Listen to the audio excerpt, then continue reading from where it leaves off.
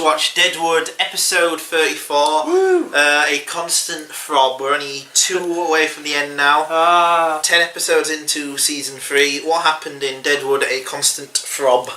Well, this one kind of returns to a lot of the kind of what Amateur Night did, where it goes to a more short story format. Yep. An attempt has been made on Alma Garrett's life, the kind of life source of a lot of jobs and prosperity in the town, and the town are pissed off. Yep. Sheriff Bullock has gone off. He's campaigghing apparently. Yep. And the town are up in riles about who's done it. Anyway, Al finds out it was, of course, all orchestrated by Mr. Hurst. Yep. As done through his kind of weird, like, army captain guy. Yeah, he's weird, that character. Yeah. He's just been introduced in the last episode in this. It's really weird.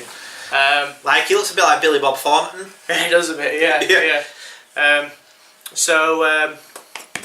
That's pretty much the plot of the episode, really. Yeah. I mean, everything else is just extensions off of that. Everything else is just the characters reacting to it. Like, Al decides that the best way to beat Hurst, who's looking for a reaction from the town, is to send Alma to the bank. Yeah. With no one with her, just so she can go about her day to show that the camp isn't scared of Hurst. Scared of him. They want to just live a normal life, and they're not going to let him ruin it. Yes. Which gets Hurst increasingly pissed off throughout the episode. And you see lots of scenes of him angrily talking to people. And he vents his anger on poor EB. That's an amazing scene, is that? Yeah, that was great. To the point where he spits on EB's face. He does.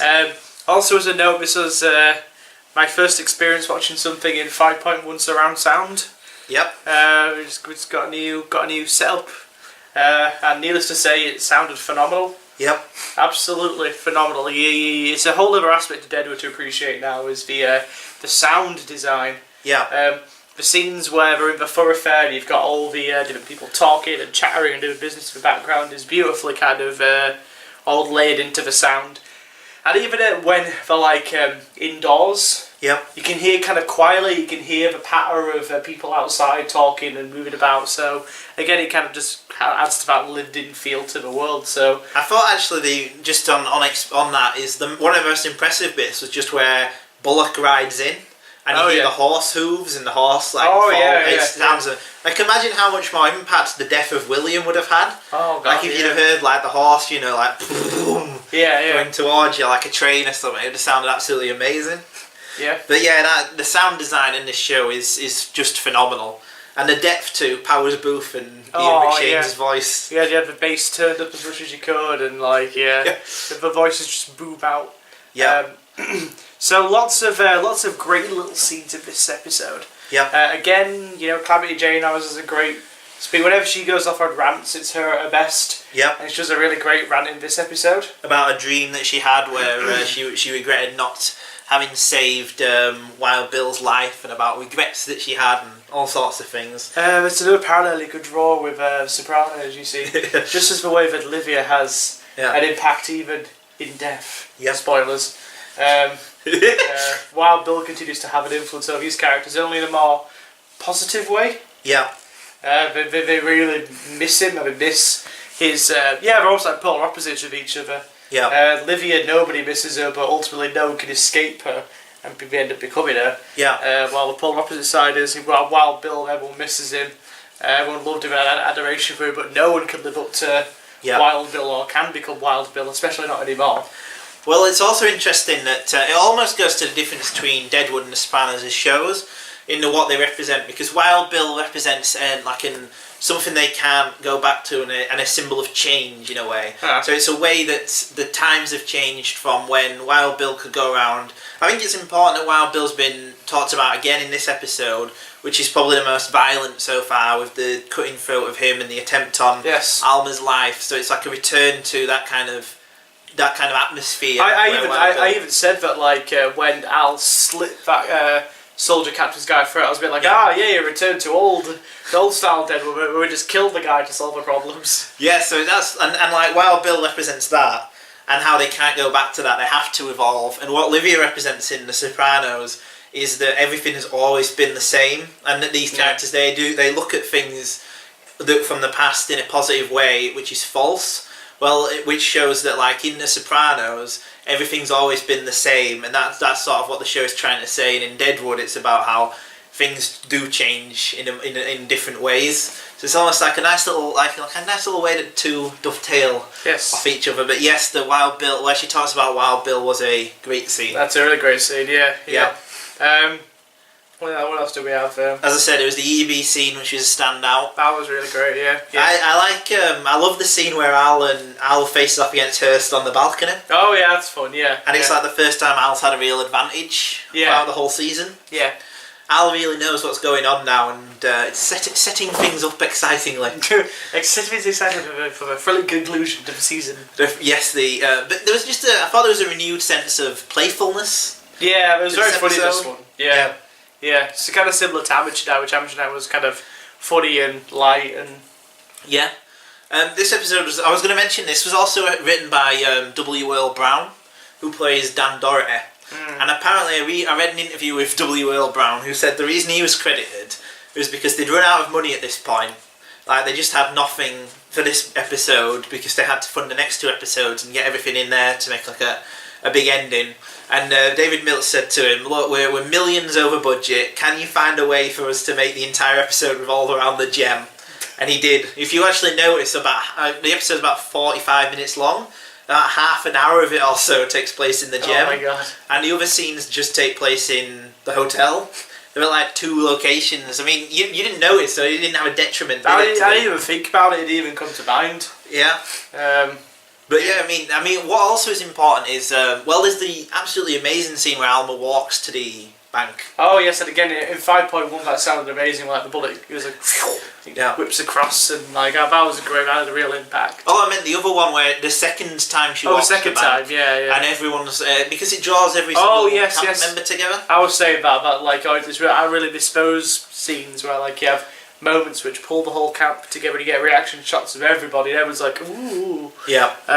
And the music plays in the background. That beautiful the same kind of music that always plays, like acousticy sort of on edge music. Yeah. It just sounds amazing every single time. It really builds up the tension really nicely. Yeah. Yeah. I also it's really probably quite fun comparing where Al was in the first ever episode of Deadwood compared to where he is now. Yeah. In getting towards the last ever episodes of Deadwood, he's very protective of the original townsfolk. Yeah. Like he jumps in instantly, and he has no shit about trying to save Alma and get her to like a safe place. So I don't think the Alma pass would have. No, he wouldn't have given a shit. Well, he tries to kill Alma throughout the entire first season. Yeah. That's the plot, isn't it? Yeah. Yeah, that's the. I mean, the second episode ever. Revolves around Al trying to kill the child.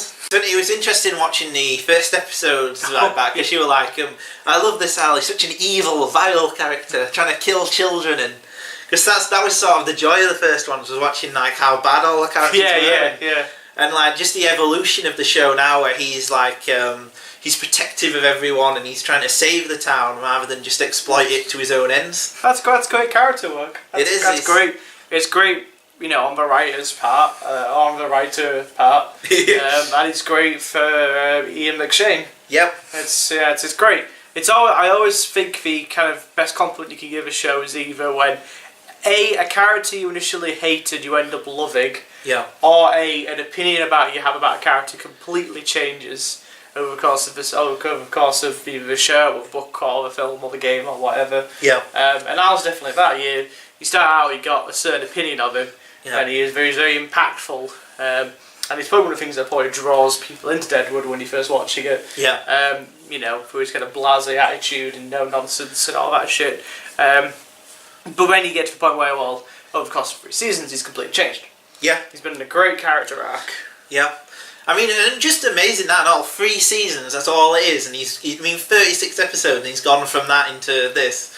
Most shows wouldn't get that over like 12 or so, and it's just incredible. I think that's probably the best thing the show ever did was getting Ian McShane. Yeah, I agree. Yeah. The fact he was a last minute replacement is just amazing to consider, really. I also like the fact he jumps off the balcony because it could be seen as a sort of parallel to season 1 where he's pushed from the balcony. Oh yeah. And that's like an impetus for him to get rid of the glee, which is a metaphor for his like evil. Yeah. And now he's jumping from the balcony. That was fairly awesome. It was, wasn't it? Yeah, it was just, like action hero. Yeah. Yeah, like a like superhero. That. Yeah. But yeah, I mean, just great character. I think one of the problems of season 3 was the fact that it hasn't utilised every character well. That's it. But this had great stuff from EB. The second half is doing it better. Yeah. The first half, you know, like I said, it was an experiment. You know, trying to do a big overarching story spread out over 5 or 6 episodes, and it didn't really work. No. He had to sacrifice a lot more interesting characters and replace it with more boring characters. Yeah. Ones you just didn't care about. Yeah. Yeah, interesting experiment, but it didn't really work for me. I'm kind of glad it's returned to the style of like season 2. Yeah. If the whole season 3 was like this, I'd have been fine with it. Yeah. Well, what's interesting now is they've gotten rid of the worst. Like, there's barely any. There's some theatre troupe stuff, but not that much. It's now, mostly just Brian Cox, which is what it should always have been. Yeah. And they've thankfully gotten rid of Steve the Drunk. Oh, he's gone, yeah. And the yeah, general. season 3 became obsessed with Steve the Drunk. I don't understand why. He was in almost. Yeah. Like, he's like the main character for a little bit. Like, Yeah. for some reason. But yeah, now it's all just quality sort of Al and Charlie Utter and stuff like that. It's all The characters you love. the characters you love. I mean, what would you give this episode out of 10? Very close to a 10. I think it's a 9. 9, yeah. It's a high 9. It is a very high 9. It's still. This is a legitimately great episode, I think. Yeah. Great stuff all throughout. Utilised everyone well. There's very little you can really. I mean, you could say they could have cut out the theatre troupe stuff again. It didn't add much, but that's it. I mean, you're looking at 99% of just like Quality. 10 out of 10 quality. Yeah.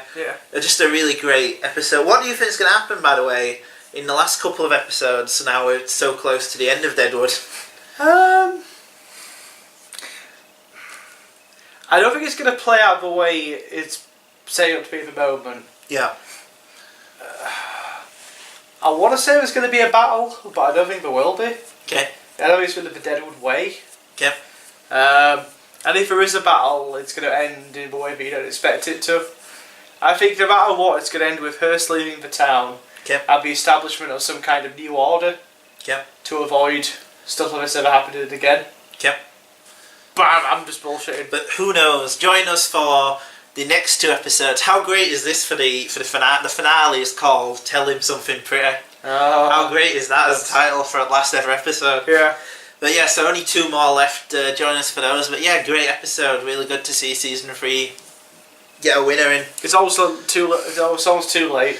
I don't know. It's still a great season. I still think this is like an 8 or a 9 out of 10 season. 8 out of 10 so far for me. Yeah. But that first 60% of it is just. No, I think the first two episodes I think are great because there's no theatre troupe, no Steve the Drunk. It's all really clever setup. Like you gave the second episode a 10 and the first a 9. I think they still stand. They're great. It's the middle. It's sort of episode 3, 4. And sort of like it's like those kind of ones. 5, 6, 7, 8. No, I think 7's amazing. 7's an off by Cinnamon. That's okay. That's and there's a 2-headed beast, which is great. That's the one with the fight between Captain Turner and. Yeah. It's just it's sort of middling episodes, like the ones in between those, like Leviathan Smiles. Well, I'd say, but my figures for like even for like all the great stuff, like an Authorized Cinnamon and the one where Dan Doherty fights the guy, it's still in service of an overarching plot, which I don't really care for. Yeah. So. Yes. Anyway, we'll save everything for our epic season 3 review. Oh god. Which will probably be just unbearably long. Like I imagine the first season review was half an hour. The second was 75 minutes. I reckon the third one might be like 2 hours. Possibly. But yeah. Because I imagine then when we've done that, we'll have to sum up our thoughts on Deadwood. The show. Just as a show. Yeah. And that'll have to be even longer because we'll have to talk about the way everyone's changed and what the prime achievements of it are and stuff. Oh, but yeah, join us for all that.